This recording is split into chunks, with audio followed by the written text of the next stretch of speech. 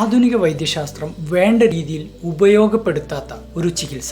ഇതിന് ഒരു മരുന്നിന്റെയും ആവശ്യമില്ല, ആർക്കും ഒരു പൈസ പോലും ചെലവാക്കാതെ സ്വന്തം വീട്ടിൽ വെച്ച് ചെയ്യാവുന്ന ഒരു ചികിത്സ. ഹൃദയത്തിന്റെയും രക്തധമനികളുടെയും സ്ട്രെങ്ത് കൂട്ടാൻ പണ്ട് മുതലേ മനുഷ്യ സമൂഹം ഉപയോഗിച്ചിരുന്ന ഒരു ട്രിക്ക്. ഈ ട്രിക്ക് നമുക്ക് എല്ലാവർക്കും 4 രീതിയിൽ ഉപയോഗപ്പെടും. എന്തൊക്കെയാണെന്ന് ഇന്നത്തെ വീഡിയോയിലൂടെ നമുക്ക് നോക്കാം. പണ്ട് കാലത്തെ ജനസമൂഹം തണുത്ത വെള്ളം ഒരുപാട് കാര്യങ്ങൾക്ക് ഉപയോഗിച്ചിട്ടുണ്ട്.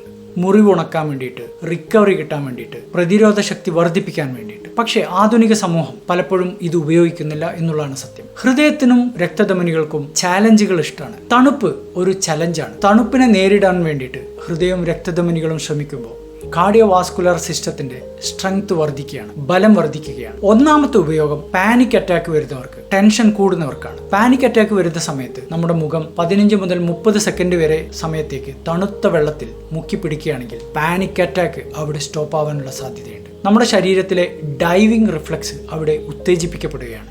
അതുവഴി ഹൃദയമിടിപ്പ് കുറയുന്നുണ്ട്, പാരാസിമ്പത്തറ്റിക് നെർവസ് സിസ്റ്റം ആക്റ്റീവ് ആവുന്നുണ്ട്.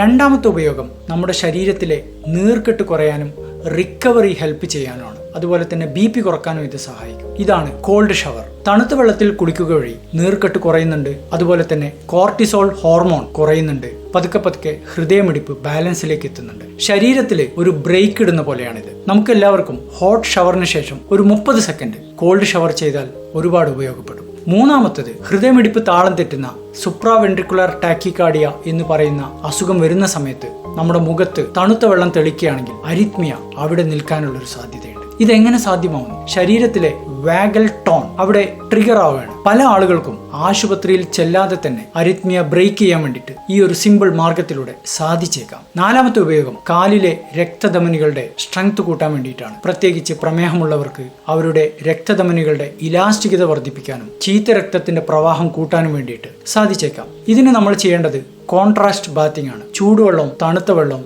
മാറി മാറി ഉപയോഗിക്കുന്ന ഒരു ടെക്നിക്ക്. ഇത് കാലിൽ ഉപയോഗിച്ചാൽ മതിയാവും. ഇനി നമ്മൾ നിർബന്ധമായിട്ടും ശ്രദ്ധിക്കേണ്ട ഒരു വാണിംഗ് ഉണ്ട്.